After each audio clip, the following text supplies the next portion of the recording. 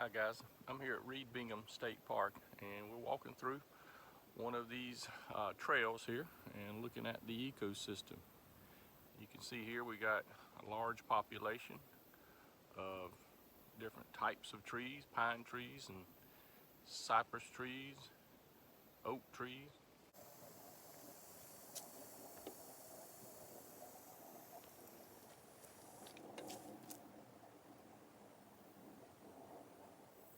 Well, we're a little bit further down the path now and you can see the different type of plant life that's underneath these trees in a wetlands versus if we go back up and look at the type of plant life that's underneath a forest area where there's no water steady coming in.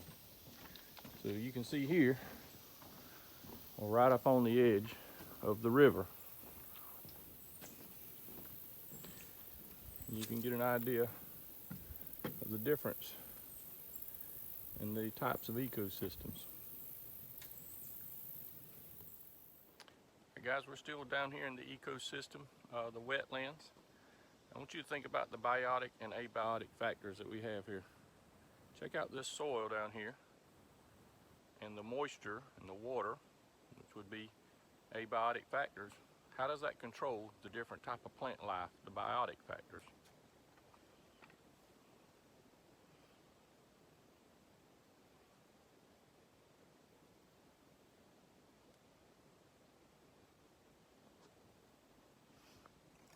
So when we look at this area that has a lot of moisture and water level, only certain types of plant lives are going to be able to survive here. You see a lot of the grassy palms.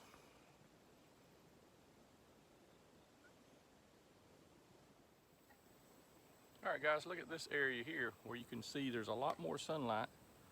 And if we look over here, we see why.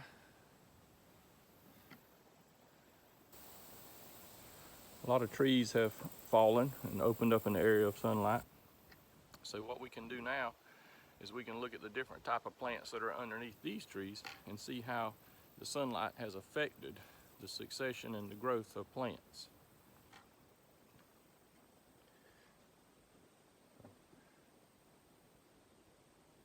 Seeing more grasses, more dry soil. So when the canopy opens up and more sunlight comes in, it affects the growth.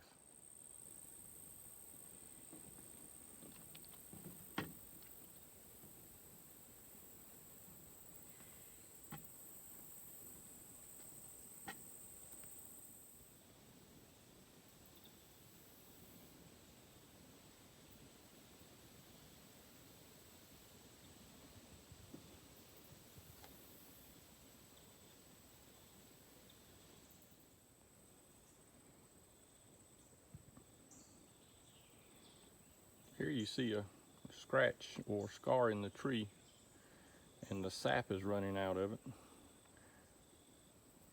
At one time they used to put a pan underneath in this area here. They would scrape the tree and put a pan and catch all that sap, called turpentine.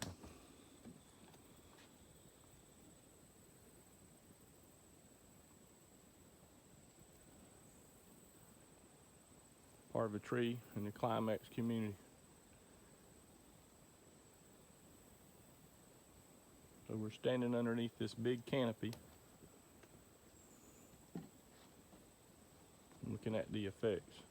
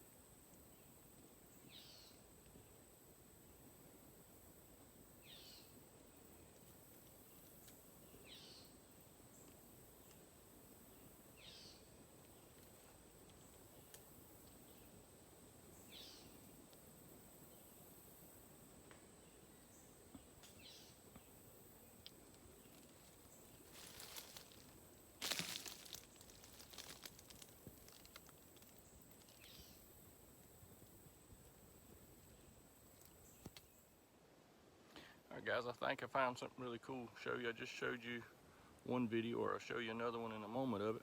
But look at this tree behind me. It's dead. It's got all these little holes in it. So what's happening there with biotic and abiotic factors in this ecosystem? The woodpeckers are coming in and eating all the bugs out of the dead tree.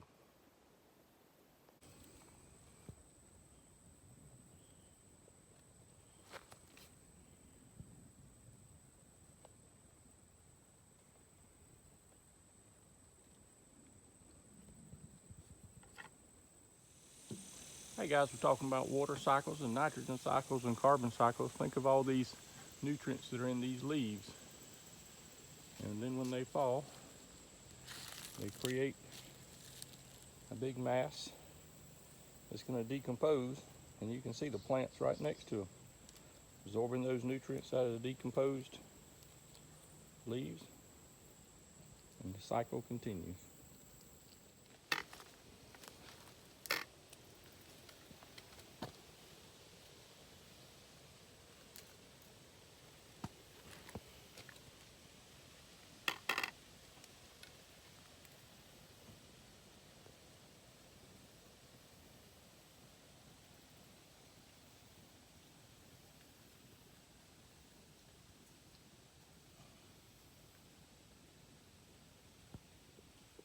See, we're coming out of the ecosystem where it was very wet.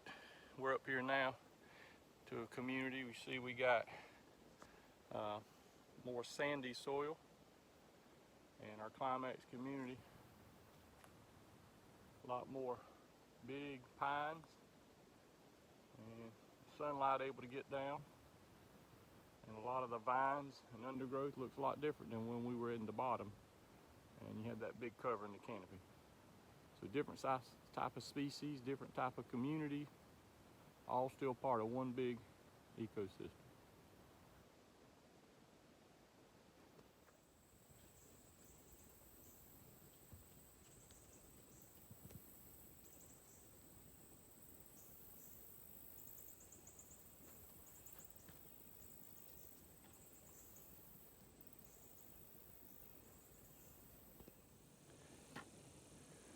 And guys, I want you to look at this area here. We just come out of a little bit area that had more coverage, and you saw a lot of vines and growth. As we come out of that, we still got the pine trees, but we're starting getting a more woody plant undergrowth. You see a few taller trees, big pines, plenty of sun. The vine overgrowth is moving out, and these smaller woody type plants are coming up. Look at the soil here. Real sandy. So that creates an environment for a different type of species and a different type of organism, and different stage in the succession of an ecosystem.